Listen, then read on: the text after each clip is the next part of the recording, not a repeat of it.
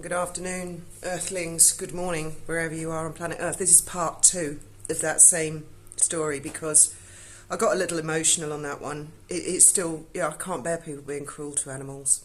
I can't bear it. Well, children, actually. There was another part to that story that happened before Alfie ultimately went missing. We were all asleep in Sea Lion, and it was about 1 o'clock in the morning, and there was a bang, bang, bang, bang, bang on the door, frantic banging. And we went out, and it was one of the sailing instructors from the sailing school. And he said, "Oh my God, you've got to come to the bar. You've got to come to Charlie's bar right now. It's one of your cats." And we were half asleep, and the kids had school in the morning, and Graham and I said, "What?"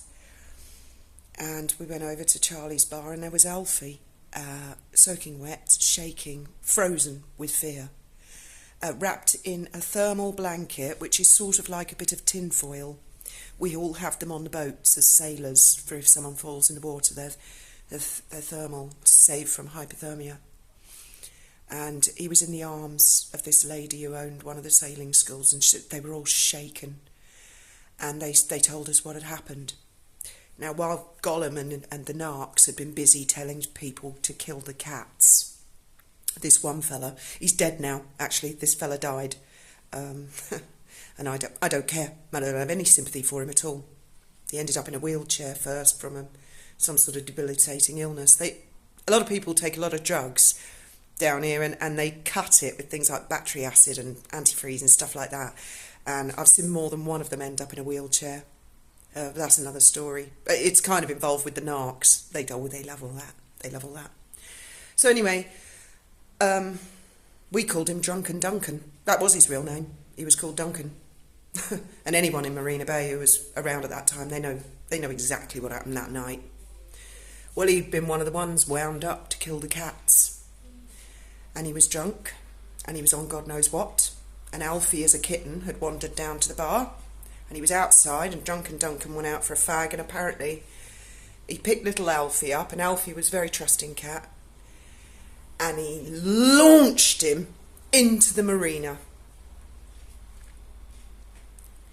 And the sailing instructors saw he'd done that, and they went, "Oh my God, you fucking bastard!" And about 3 or 4 of them leapt in the water, swam to... The cat was just sort of stunned. It was on the verge of sinking, apparently.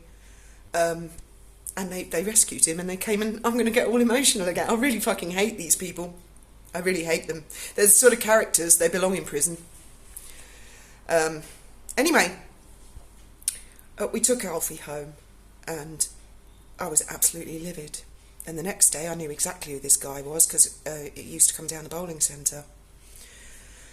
I went and approached him, and I said to him, "Oi, Duncan." And he said, he said to me, "My name's not Duncan." And I said, "Yes, it is. I'm sure it is. I know you." He said, "No." I said, "Yeah, you threw one of my kittens in the water last night." He said, "I don't know what you're talking about." And he got up and he left. He was having a cooked breakfast at Bianca's. And he was there with his boss, who's a lovely guy. And I think he knew what had happened. And I said to him, "What's that fella's name?" And he said, "It is Duncan." He said, "I don't know why he denied his name was Duncan to you, Fiona. Everyone knows he's Duncan." Anyway, I said, "Do you know what he did last night? He threw one of my cats, a kitten, into the water." And this fella said, I won't name this fella because he's lovely. He's absolutely lovely. He said, "Yes, I had heard." He said, "I had heard about that." And he said, "A lot of people are thinking very badly of him, and he's banned now. He's barred from Charlie's." He said, "I think he's barred from all restaurants in Marina Bay." And I said, "I can't believe it. I'm 5'5.5". And he's a tall lad. Is he scared of me? Is he really too scared, too much of a chicken to admit what he did last night and say sorry? Anyway, then fast forward a few years, and I saw Duncan, and he was in a wheelchair, and then he died. And I have to say, me, Graham, and both kids smiled that day. How evil some people can be. But in a way, I don't hate Duncan, who was the one who actually threw him in the water. I know why he did it. I know who put him up to doing it. I know who encouraged him to do it. But oh no, no flies on them. Oh, we weren't there. We had an alibi. We were at home, tucked up in bed. And I still remember that fat twat stroking that cat. It was called George. It was a lovely local cat, a little black and white cat, and he was stroking him. Never seen him fuss an animal before or since, just that one day when Alfie had gone missing and we realised he wasn't coming back.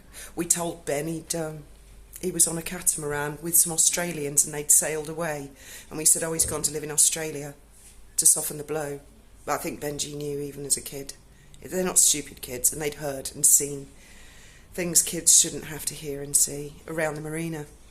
They'd seen other people's lives destroyed. I think that's why my two are so bloody tough, because of these two narcs. They've realised there are good people and there are very bad people in the world, and I'm glad in a way. I'm glad they've had that lesson in life.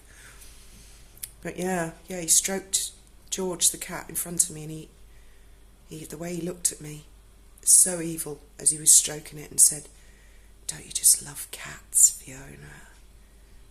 Makes me want to vomit to this day. And as I say, he's very, very ill. He was in a wheelchair, and he got a bit better. He got out of it. I think I probably know what put him in the wheelchair. I dare say the same as what put Duncan in the wheelchair and polished him off. And a few other people I've seen in wheelchairs, young people, sort of in their 20s and 30s, and they carp for it because of the substances they take. So, that's part two. And I mean, actually, that was quite a mild thing they did to us compared to the other things they did to our family. Good grief, I'm amazed we're all still alive, actually.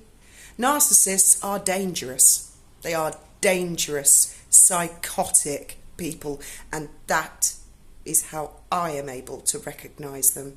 And even Graham, who's not in touch with his feminine side, and both my kids. And you don't get many of them around.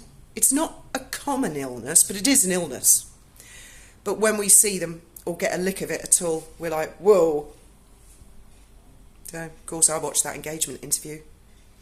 Straight off the bat, I thought, oh my God, what the royal family are in for. And here we are years later, Kel Surprise.